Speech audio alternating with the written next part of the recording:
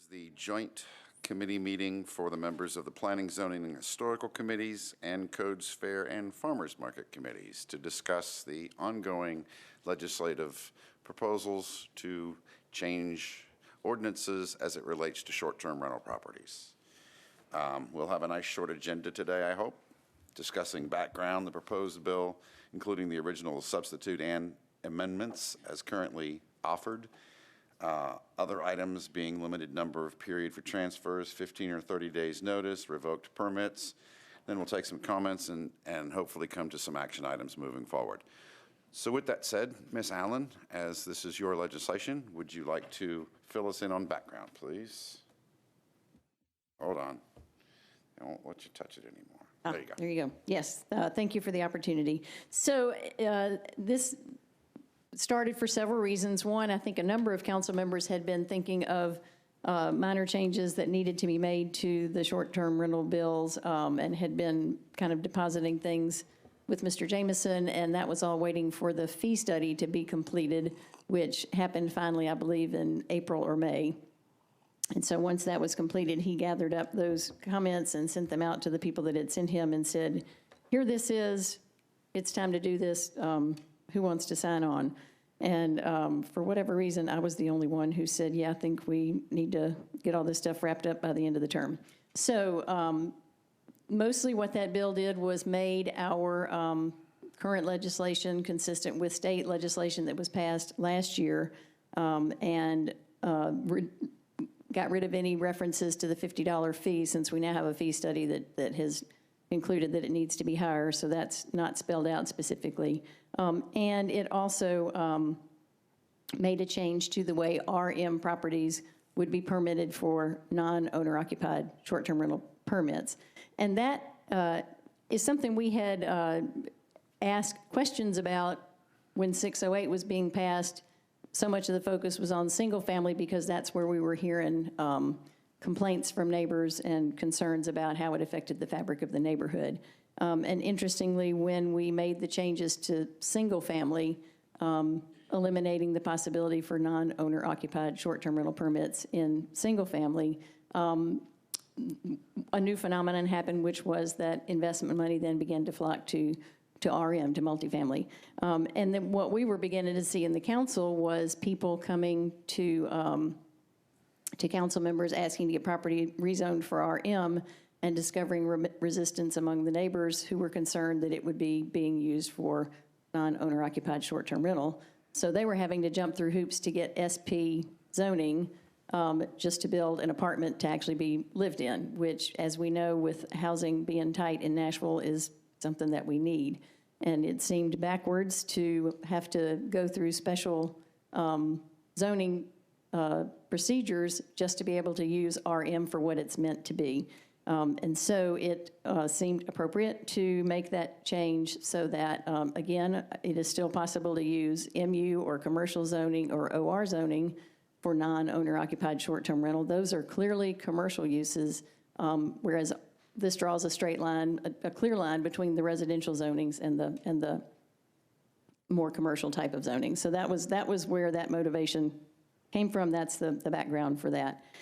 So the original bill, as put forth, had a delayed start time and a grandfather clause so that people who have already begun to use property in this way could continue to. And Mr. Jameson, you can correct me, state law specifically had already addressed that with 608, and this was simply continuing that when new legislation is passed, properties that already are permitted that way will be able to continue under the regulations that they began with.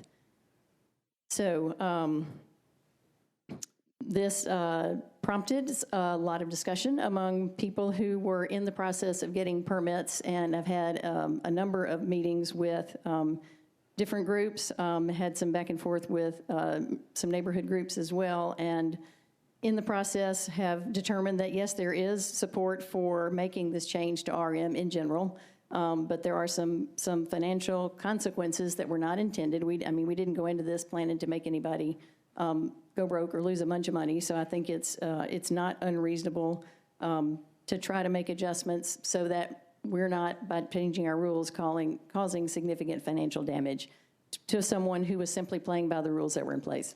So a substitute was offered at the last council meeting, and when this went before the Planning Commission for their public hearing, that had already been in discussion. So we knew that was coming. They were aware of that, and that was part of the discussion before the Planning Commission. Planning Commission approved the original bill unanimously, but they also, almost to a council member, to a commissioner, acknowledged the need to be mindful of people who could potentially be damaged by the rules changing midstream. And they encouraged us to try to work through that with the amendment that had been mentioned. So that substitute was offered at the last council meeting, and that made two significant changes. One was to move the already delayed start date farther out to acknowledge the realities of doing construction in Nashville right now, that nothing proceeds without some delays along the way. So it pushed the effective date to May of 2020, and then set up a series of milestones. And I thank Mr. Michael for helping me sort of come up with those milestones that seemed reasonable to the codes department. First of those was to file an intent to apply for an STRP permit by January of 2020. So any property that is currently in the works that intends to get a permit but is not complete and built and ready to have a permit, by January 2020, they have to file with the codes department a letter of intent that says this is what we intend to do with this property. And by July of 2020, they have to have their building permit in hand. And then with that, just because of the nature of construction in Nashville and delays that sometimes do happen with inspections and things like that, we have given them through January of 2022 to actually complete construction, get the UNO permit, use and occupancy permit, and apply for the short-term rental permit. So that is a very generous time, I think, that would take into account any unforeseen delays that have that are possible to come up. And there's a 90-day period to get a permit, so that ends up landing to May of 2022. From that point on, there will simply be no more permits issued, but all of the ones that are issued will have been acknowledged by January of 2020. So this is not an immediate cutoff, but it acknowledges that there's some projects that are early in the process, and it will take them a while to get to the end of the process when they can actually apply, and tries to allow a delayed start for them. So I am aware that there are some people who feel like it would be better simply to cut it off right now. But based on 150 voicemails that I've gotten from people who've said they've put their life savings into this, and that's, stopping it immediately could be devastating. That was not our intention. I mean, I think as a city, we acknowledge that there is a need for housing. RM is a residential zoning that should be used for housing in general. But if these projects have begun based on what the rules are, I feel that it is not unreasonable to allow them to continue.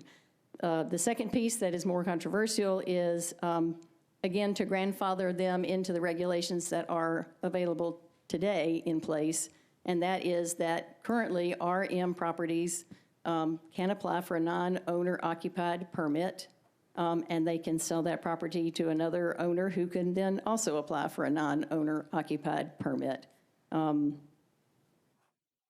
So what this substitute said is for properties that come in under this threshold that we have set, that would still be a possibility. But there will be no new permits issued to new properties after those that have not met that January of 22. So it is creating a deadline and an end to the acquisition of properties for that use. And I think that's what, what I have heard from many folks, that's an appropriate place to draw that line, that there are consequences to the fabric of a neighborhood of having properties where no one is home 6 days out of the week except for the weekends. The neighbors aren't engaged. Even if we do get our enforcement perfect, which we are certainly trying to improve, and we have 2 more people coming on the codes department, which I think will help in that effort significantly, there still are impacts on a neighborhood from having RM properties used in a way where they are vacant much of the time. So as we've said, it is currently perfectly legal to do that, and we are not trying to provide any punishment for people that have been playing by the rules. So that's why the substitute has happened. There are some amendments being proposed tomorrow that will, and that's what I would love to have this group discuss to some extent, is some people are not comfortable with that ability to transfer, and I understand that discomfort. I have added to that a specific change to the ability to, when permits are revoked currently, you have to wait a year and then you can reapply. And I have added section 15, which says for these RM properties, which we have given the ability for people to apply for the permit after the original owner, if they do not respect the neighbors and that permit is revoked, then there is no opportunity to reapply. And I think that's something that I can offer the neighbors to say, if these guys are behaving and they're not disruptive to the neighborhood, that's a good thing. We want them to be that way. And if they are not, then we need to make them go away and not put that burden on you to have to deal with them. And I feel like that's an effective way to do that. There's still some back and forth on how to give notice of complaints, and I am working with codes. I believe we can handle that administratively, and I don't intend to put that into the legislation. So I think I have talked more than I meant to, but that's kind of the background and the proposed bill and the other items. And with that, then I would just request to open it up for discussion with the goal of just helping us think through what will make this work best for Nashville in a way that respects the neighborhoods and allows property owners to make use of their property as we have said they could, or to create an orderly exit for the properties that aren't going to be used that way. Councilor Lady Allen, thank you. I will say personally, thank you for all the work you've done on this. I know you've met with pro-STRP, anti-STRP. You've met with community leaders, the GNR, Habitat for Humanity, NASTRA, banking community, codes, developers, real estate professionals, and owners, all on your own time to basically try to get the best of everyone's compromises taken care of. And I think Section 14 and 15 go a long way towards making that happen. I think they're fair. Are you, since Councilman O'Connell is not here, do you want to address his amendment at all, or is there anybody here who would like to? I can start that conversation. Would welcome some of the co-sponsors to jump in. As we sit next to each other, I have been aware that he is not supportive of the Section 14, which would allow a second owner and a third owner, and at this point that has not been capped at any number, to apply for a permit as long as the current permit is in good standing. So if it's been revoked, or if it's been, and Mr. Jamison, you can confirm this, if it has been not permitted in that way for 30 months, then that is the state statute for the end of a non-conforming use. So if a property has not been used and permitted for short-term rental for 30 months, then that would also be the end of that. So there is a built-in attrition, which I think is important to neighbors, but I think that allows the owners to have an option for an orderly exit, so to speak, so that they can still have the financial model that they had banked on. Mr. Jamison, you want to add anything to that?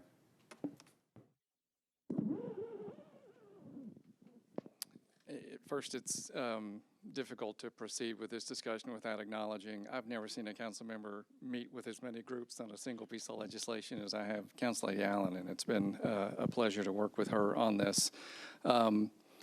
With respect to addressing those who are sort of in the pipeline, so to speak, or had invested, we have at our disposal one tool that we have consistently used in the code, and that is a delayed effective date. There is no question as to the viability of that approach, and that is something that our office was able to recommend, even extensions thereof, fairly confidently. The provision with respect to a perpetual renewal allowance for RM-zoned permits, what troubled our office is that there is just no precedent for that in the code, but we likewise could not find an express prohibition. As I sit here today, I would tell you our office had gone to Susan Jones in the Metro Legal Department. And Susan, as you know, is the attorney at Metro Legal who sends out a memo to all council members before the third reading of all zoning bills, just to essentially advise you whether or not any of the zoning legislation that you're about to pass will cause legal jeopardy for Metro. That results from a consent decree from a piece of legislation that was enacted more than 10 years ago, and the Department of Justice requires that memo. I simply asked Ms. Jones if she would step up that memo one meeting and get it to you, or get us her opinion as to whether or not we had the wherewithal to extend a perpetuated renewal for RM-zoned permits. There is just no absolutely clear authority on this, and I have been trading voicemails today with Ms. Jones, and I don't know if she's in the room or not, but I don't want to put words in her mouth, but I think she has come to the reluctant conclusion that there may be a problem in compliance with state law. I think, and I underscore think, that what I think she's alluding to is that under the state short-term rental units Act legislation, it specifically provides that the sale of an STRP eliminates the vesting. In other words, state law came out a year and a half ago and said the law that is on the books at the time a property first starts being used as a short-term rental continues. And if the city changes the law, well, that owner has vested rights. And the state law goes on, however, to expressly acknowledge that the sale of the property ends that vesting. What is left as a question mark for me, however, is, okay, so what? You've eliminated vesting in the previous ordinance. Does that necessarily deprive the city of the next ordinance that provides for RM-zoned properties under these circumstances? Permitting on a continued basis is allowed. But again, have not had the opportunity to have the direct discussion with Ms. Jones. I just wanted to alert the council members that there is that legal cloud over this solution. And I will just respond that the legal question has certainly been part of the discussion all along. So I appreciate Mr. Jameson and Ms. Jones working so hard to try to get this figured out. So I know that she's tried to be very thorough about it and has couched her replies to me in terms of I'm not there yet. So that's helpful to know where we are. Thank you. Before we take questions from the body here, would my counterpart at Planning and Zoning and Historical Committee, Councilman Bednay, would you like to comment on any of this? Hold on a second. There you go. You really hurt my feelings when you didn't recognize me. I'm sorry. No, I'm Ladies and gentlemen, Councilman Fabian Bednay. Thank you. I feel validated now. Thank you, Councilmember. We serve across the street, so this is kind of feels like home. It does. Anyway, thank you, Councilor. Councilor Allen, thanks for taking the lead on this. It's a big job to handle, so we appreciate your efforts. That's it. Councilman Davis. Thank you, Chair. And, you know, I've been at a couple of those meetings. Out of the 100, I've been at probably 2 of the meetings out of the 100 meetings that Council Lady Allen has had with different stakeholders, and I do applaud her for her hard work. The people that have been contacting me and other council members, and probably everyone in this room, her bill gives a good compromise, or a better one. And even though I thank my colleagues, because I know they're concerned, and you know, Freddie and the other sponsors of the other amendment that we're discussing, but some folks have some concerns over it, and this may be a technical question too. Does the amendment, Mr. Jameson, does the amendment, technically this is a zoning bill since it went through planning, right? So it can be amended on third. What I would like my colleagues, my very smart, and because I see that one of our council that Attorney Roten's on here also, that would they listen to some of the folks and maybe go to a couple more meetings with Ms. Allen to see the compromising work and wait to move this amendment to third read? Because we're on second, right? Because I'm afraid if we add this amendment, I mean, we may lose some support, you know, for the rest of Ms. Allen's bill, because I know some people feel it's important. And I know the folks that don't do Airbnb but own their homes right now, especially those in the Fisk and Jefferson Street area, have voicing concerns about, you know, hey, what if we want to do this? I mean, I want to be able to pass my Airbnb, if I build these two houses, which I can do without a developer or investor, and I live on the street, can I pass this off to my son? Or if I'm building a 10 units on the property, can I transfer some units and still keep my ownership rights and other stuff? Because I understand the intent of A, and it's not necessarily of the amendment. It's not necessarily bad, but I would want, you know, the other council member, I know we're all very busy, to come and, sorry, Berkeley, I don't mean for everybody to crash your party here, but to listen and to see why people would not want this and why some of us may vote for this, because I don't want to jeopardize all the hard work and the compromising that all sides have been doing with this, you know. So and I know, since I don't think Mr. O'Connell is here, but even if they were open to moving this, moving their amendment on third reading, just to give us time and them to listen to more of the constituents and the bankers and everyone else involved with this, because I don't want some of my colleagues, you know, or some of the people to think, oh my goodness, now this is in here, well, I'm out, you know, and I don't want to, what's the old saying, throw the baby out with the bathwater? You know, so if one of my wonderful colleagues can address waiting, I think after listening to some of the concerns, maybe we could come up with a different version of that amendment, or maybe you may not wish to move it all after listening some more of the public. And don't mean to be long-winded, but thank you, Mr. President, for letting me speak. Thank you, Councilman. Ms. Allen? I believe he's referring to Amendment A, which is not one that I would move, so I will let other co-sponsors speak to that. Mr. Roten? Councilman Roten. Thank you, Mr. Chair. I'm not on this committee. I was just here preparing for my committee, which is at 4 o'clock, and I am signed on to Mr. O'Connell's amendment, and so I guess I've been placed in the spot of talking for Mr. O'Connell. I can only speak for myself. When I signed on to his amendment, y'all know I was the second sponsor on the STRP, the original one that we had to deal with. 608 that we had to deal with last year. I am always going to be of the opinion that short-term rental properties do not belong in residential areas. That's just me in a nutshell. So when Freddie asked me to sign on to this, I said yes, because I don't think they should continue. All I see an apartment building being in a residential area with short-term rentals is a hotel.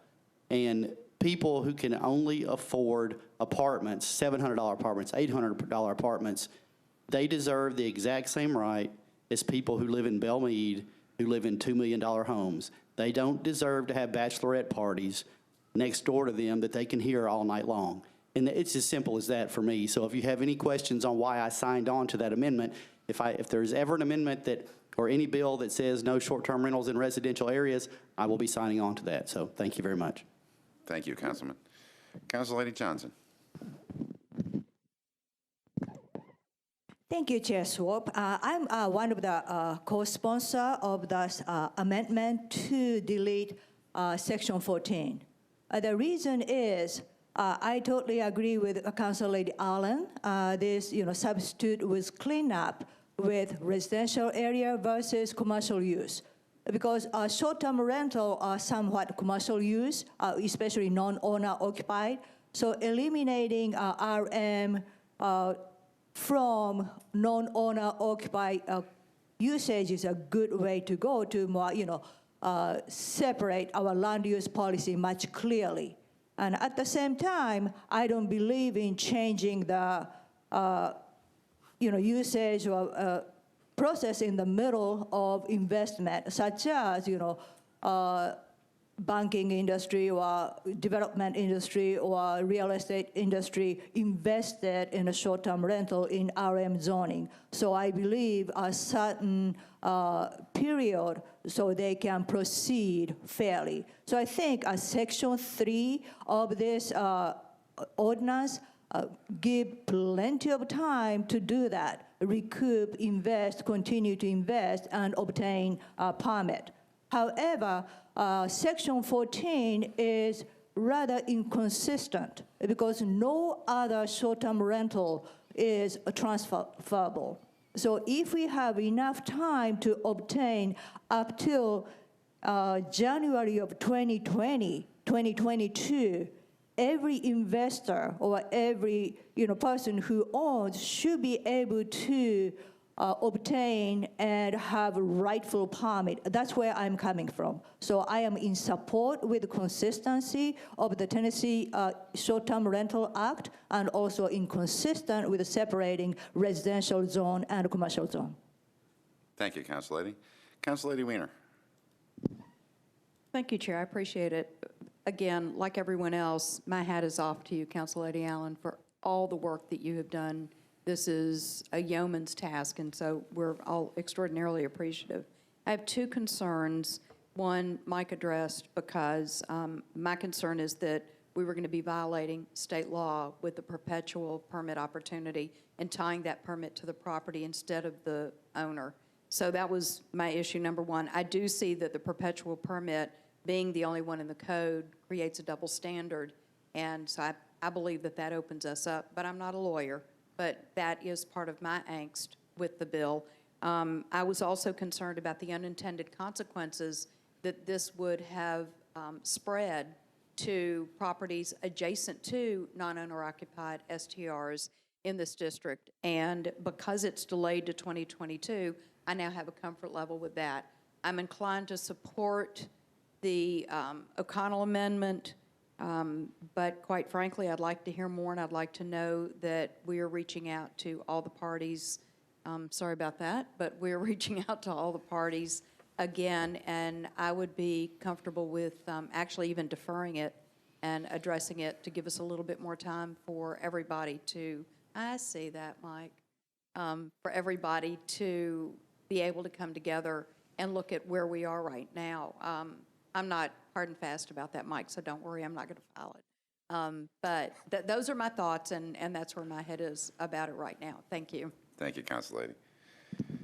Mr. Davis, did you want to be recognized again? Councilman Davis. And I know I said a lot last time, but with this sponsor, and I wish Freddie was here. All right, apologize, Mr. Roden. All right, Mr. Roden, would one of the sponsors or any of you, if you were to defer this amendment, I implore you to tag along with Berkeley to the remaining meetings and talk about this, and maybe you'll add something, or maybe you won't pull it forward, but there's still time to add the amendment. Am I correct, Mr. Jameson? So, but I'm afraid that if we add this amendment right now, that we may lose support for this great compromise that Berkeley has done. And as far as my knowledge, and Berkeley, I apologize if I say the wrong thing here. Her amendment that she has presented today that we could vote on or could not vote on, or maybe vote on today, she's talked about this bill, this other amendment that she's filing, both of these, to a lot of people in the last week or two, on top of the other meetings. So I would love for this amendment also to be talked about too, just like the other amendments, which I think she had a meeting earlier today talking about her two amendments. So I just want to encourage the sponsors of, I don't want to keep calling it Freddie, Amendment A, to meet with the folks too before making this part of the legislation, because right now we have a chance to get Berkeley's bill passed. And I don't want us to start all over either next term or whenever. So I'm kindly asking the sponsors, and since Freddie's not here, Mina, Mr. Roten, and Ms. Henderson, to consider tagging along with Berkeley to some of these meetings before they move this amendment. Thank you, Mr. President. Councilman Roden. Thank you, Mr. Chair. I appreciate Councilmember Davis asking me to put this off, but I cannot speak for Mr. O'Connell since he is the lead sponsor on this. I think hopefully he'll be here later today at some point and someone can speak to him if he wants to put it off until the next meeting, but I don't want to speak for Councilmember O'Connell on this. Thank you. Thank you. Is there anyone else that wants to be recognized? Ms. Allen? Thank you. I'm also not a lawyer, and that's frequently apparent, but I would throw out a couple of things just with regard to consistency. When we had the original bill before 608, there was a 3% cap on non-owner occupied permits in the R and RS zones.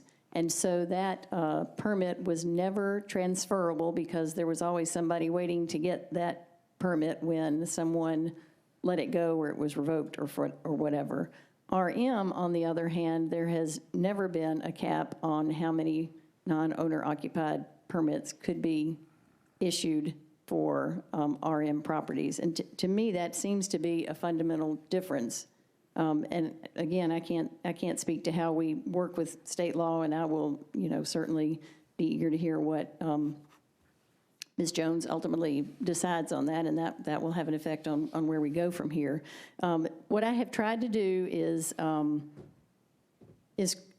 thread the needle of putting an end, drawing a straight line between the residential and commercial, which I think we all agree now that we've seen what this looks like when we have 5,000 of these instead of 200 when we first made these rules. It looked a lot different back then. To try to draw that line, but then also to, as I've said, respect people that are in the pipeline, grandfather those that are there, with the hope that this stays a metro issue and that there's no interference at any other levels, as has sometimes been the case and has actually made it harder for us to enforce the rules that we do have. I feel fairly confident that the compromise that has been proposed here, while it may not be perfect, I think will keep us in control of the process, which I feel like is really important. I think it would be a tremendous loss if we opened up another can of worms and lost control and actually went backwards because we went too far. And certainly, no one can predict that. We've worked hard to put some additional recitals in, and that's part of what the Amendment B does, is just add some language to explain that, number one, we're getting consistent with state language, and number two, we're not trying to set any kind of precedent that would put transferability on any other things, because we feel like this is a very unique situation for the RM. Again, I will have to defer with what the ultimate legal opinion is, but the goal has been, as I've said all along, to protect the neighborhoods, to draw a definite, in essence, to put a cap on how many RMs there will ultimately be that are permitted this way, and to make our peace with what got through, and if they don't behave, then we've put in place a process for that permit to be revoked on a permanent basis, which I think is important to the neighbors. So we can continue that discussion further. There have been some other discussions of maybe we could, again, I have no idea about the legality of this, allow a limited number of transfers, which I think could allow for the return on investment that people had planned on. Somewhere down the line, the market's going to catch up anyway. I don't know where that point is. I'm not sure anybody else does either, so I don't know that we can guess that number to the exact satisfaction of everyone, but that would be another option that I think could be thrown out there. If people aren't comfortable with saying forever, then let's figure out something in between that could still work. And again, because this is amendable on third reading, and we're waiting for Ms. Jones to kind of finish her thorough investigation, that may be an option that we can work out in the next 2 weeks on that one. Thank you, Council Lady. Councilman Hall? Thank you, Mr. President. And maybe Council Members Roden or Johnson, and I'll address or talk to Councilmember O'Connell later.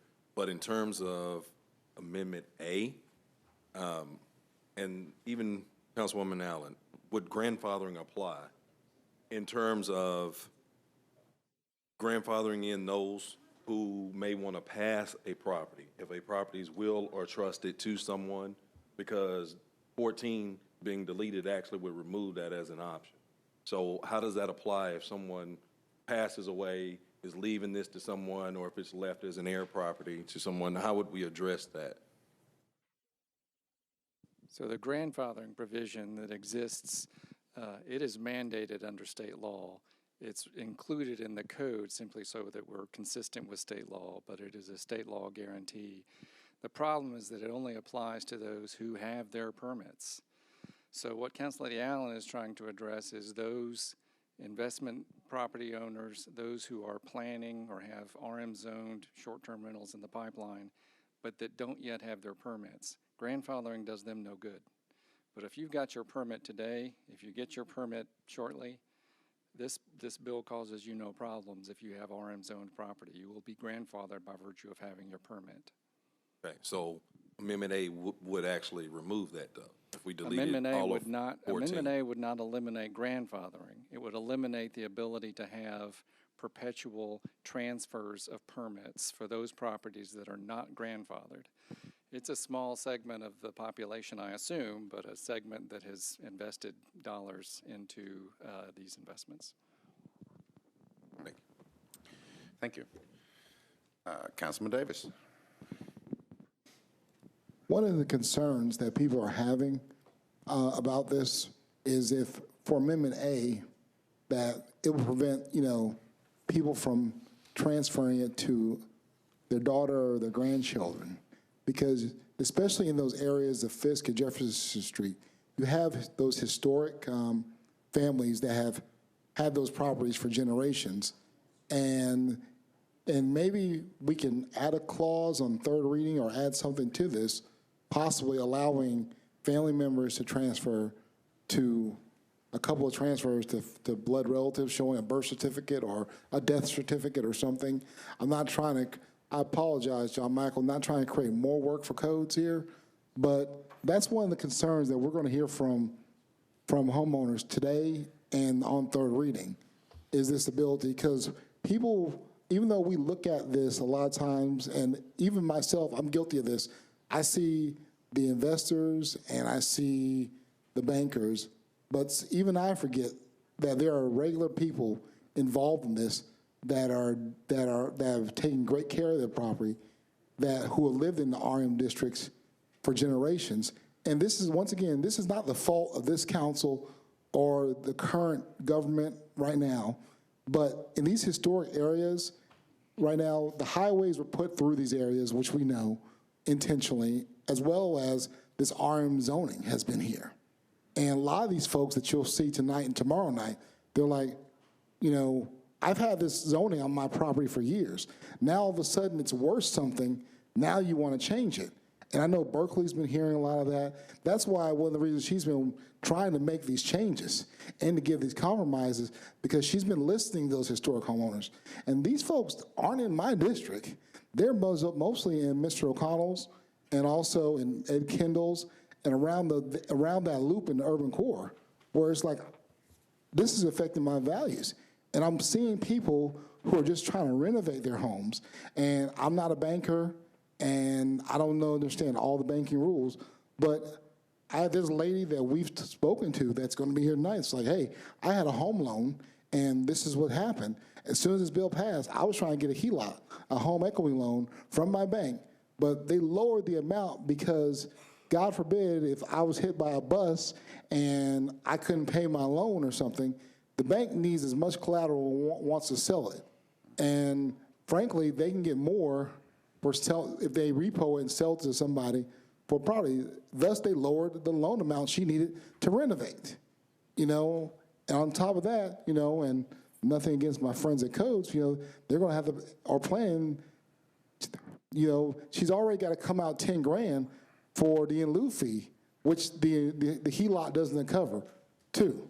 So not only is that she's going to give up that 10 grand for that, and now she's going to get less of amount for her renovation because of this. I suggested her go look at a different bank, but these are the kind of things that are facing the average Nashvilleian when they're not even trying to do Airbnb. And that's why Ms. Allen has had all these meetings to address that. And so sometimes, and I told you, I forget that we should see the big, rich investor guy or lady. But there are a lot of people, there's a lot of unintended consequences. That's why this bill has been so hard for Berkeley to wrap her arms around this. And that's why we need these conditions. And even though Amendment A is good, has great intentions, you know, it may have some other awkward intentions too, some bad ones, but no fault of this council. So just, that's why I want, before moving this amendment, come listen to the folks and what they're dealing with, especially in that Jefferson Street, Fisk, TSU, Meharry loop right there, where the government put the highways through those neighborhoods and they upzone those properties for that high density, you know, and it feels kind of weird to them. And once again, it's not the fault of anybody in government now, but what happened years ago in those other areas, West Nashville, way out there in the suburbs, and others, they didn't want this, so they said, put it in the poor neighborhoods, put it in the black neighborhoods, and put the highways through there. That's what they did a long time ago. Once again, not the fault of anybody here or even previous years, but now that it's worth something, the folks feel kind of like every time I get something good going, the government takes it away or changes the rules. And you know, it's not perfect. There's no perfect solution, but I encourage you, come and talk to them and listen to them. There's more than just investors and realtors trying to do this. You know, I agree, there's got to be some limitations, but before moving this, and you have another chance, a third, to move it, come hang out with Berkeley. Listen, I promise, even though you may still move it, then you'll understand, Scott, I don't agree with you. I'm going to move it, but I understand where you're coming from. Thank you, Mr. President. Thank you, Councilman Davis. And thank you for the history lesson. Councilman Roten. Thank you, Mr. Chair. Mike, just for my recollection, since it's been a while, could you, on a RM piece of property, if you're trying to get a permit for a short-term rental property, could you remind me what is required to actually get a permit? Can you do you have that on your memory bank, or is that something I need to? Well, the qualifications are pretty much you have to show that you own the property. You can be, if it's non-owner occupied permit, you could be a trust. So if you wanted to put that, get a permit to give to your families, you can already do that by filing a trust for the property and then applying for the permit that way. But then you just need $100 million or $1 million liability insurance, and that's application fee for non-owner occupied permit. That's pretty much it. It's that difficult, huh? Well, and you have to be zoned correctly to get one, so. Yeah. There's no background checks or anything like that, correct? No. Okay, thank you. Thank you, Councilman. Seeing no one else in the queue, are there any other further questions? Again, Council Lady Allen, thank you for your unbelievable diligence on this. Well done is all I can say. Well, thank you. I appreciate the discussion, and we'll keep talking. Councilman Bedney, any closing statements? Hold on. There you go. No, the only thing that comes to mind is we have been talking about preserving the entitlements that people have that happen to own a short-term rental. But we also need to look at the entitlements that people that live next door to them have. So what happens to them also should matter. And so we should keep that in mind as we work on deciding what is appropriate to have in this city. So with that, I appreciate Council Lady Allen's efforts, and thank you, Chair, for the opportunity. Thank you, Councilman. Again, seeing no one in the queue, thank you for attending this joint meeting of Codes, Fairs, and Farmers Market and Planning, Zoning, and Historical Committees. Thank you, Chair Bedney. Thank you, Council Lady Allen. Thank you, everybody. That adjourns us today.